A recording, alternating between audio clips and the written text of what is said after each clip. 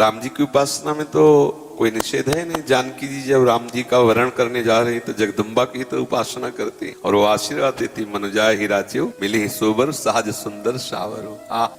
और जब गोपी जन सावरे श्याम सुंदर को प्राप्त करना चाहती तो कात्यायनी की उपासना करें, इसमें कोई निषेध तो है नहीं। क्यों, क्या संशय किनके? हाँ तो अम्मा है, पुकारो अम्मा आ जाए। 8 का में संकल्प बिल्ली दुर्गा सबसे वैसे संकल्प संकुल्प से तो नहीं आने वाली। बच्चा जब रो के पुकारता है, माँ तेरे बिना मैं रह नहीं सकता, तो आ जाए। हम अपनी बात करें, जब कभी एकांत में विकल हुए और जब कभी, क्योंकि उसी उपासना से आए ना, और जब कभी एकांत में विकल होकर के हम कभी दुर्गा देवी को कभी देवी नहीं माना, अपनी माँ सदैव हम जब कभी पुकारा है तो अम्बा ही कह के पुकारा, माँ बाप। तो हमने दुलार देखा है, उसी समय देखा है, माँ का चमत्कार देखा, उसी समय प्यार। अगर देवी को देवी मान के सिद्ध करना चाहे तो बड़े बड़ों के होश उड़ा देगी, अम्बा है। एक बार वो जो महर्षि महेश योगी है ना, पधार गए हालैंड में रहे, तो उनके एक गुरु भाई थे छोटे, तो उन्होंने देवी को सिद्ध करने के लिए पूरी व्यवस्था की और अनुष्ठान किया, देवी के मंत्र का अनुष्ठान किया। मंत्र का अनुष्ठान पूर्ण होने के पहले परीक्षा होती है, एक एकांत पूरा महल, उसमें हर व्यवस्था उनकी थी। जे ही उनकी मंत्र की सिद्धावस्था की तरफ पदार्पण हुआ तो देखा एक मक्खी आई, एक देवी का नाम भ्रामरी है,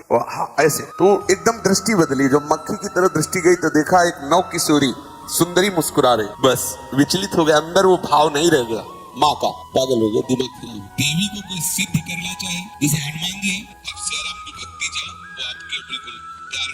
अगर सोचे कोई हनुमान जी को सिद्ध कर ले तो निश्चित से हमने मतलब ये सब बातें देखी है, भ्रमण किए ना, तब सही देखा।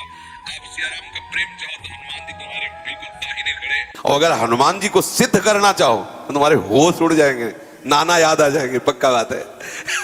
तो ऐसे ही देवी के दर्शन की लालसा हो और देवी को वात्सल्य भाव से पुकारा जाए, क्योंकि जगदम्बा है ना, निश्चित। हमने ऐसे एक नहीं सैकड़ों बार ऐसे देखा है कि माँ बिल्कुल साक्षात विराजमान है और एकदम बिगड़ी बात को 1 मिनट में संभाल दिया, ऐसा। तो अब हमें अभी परसों चिंतन हो रहा था कि देखो अपने अंशी के समीप भेज दिया, ये जितनी देवी शक्तियां हैं ये सब हमारी लाडली जी के अंश है, लाडली जी सबकी अंशी है, रोज प्रमाण देखो मिल रहा है, तो अपनी अंशी श्री जी के चरणों में भेज दिया। हम कहीं दूसरी जगह नहीं, जो एक धारा निकल रही थी, जहां से धारा निकली उस धारा ने वही पहुंचा दिया, उसका नाम राधा है, जहां से धाराएं प्रकट हुई। तो देवी उपासना निंदनीय नहीं है, लेकिन निंदनीय भाव से उपासना निंदनीय। हम बोले बकरा चढ़ाना और बोले शराब चढ़ाना, फिर तुम्हारी नाश का कारण बनेगी वही। और माँ है, माँ की गोदी में चरणारविंद में लेटो, देखो कितना उनका दुलार मिलता है, वो अपने आप सही मार्ग, वही समस्त सृष्टि की बुद्धि स्वरूपा है। अगर वो कृपा न करे तो कोई परमार्थ में चल ही न पावे। या देवी सर्वभूतेषु बुद्धि रूपेण संस्थिता नमस्तस्यै नमस्तस्यै नमस्तस्यै नमो नमः। इसलिए आप उपासना करिए, लेकिन संकल्प करके सिद्धि रूप नहीं, माँ रूप। मेरी माँ है, मैं अपनी माँ का चिंतन कर रहा हूँ, माँ का यश गा रहा हूँ, माँ की प्रसन्नता की।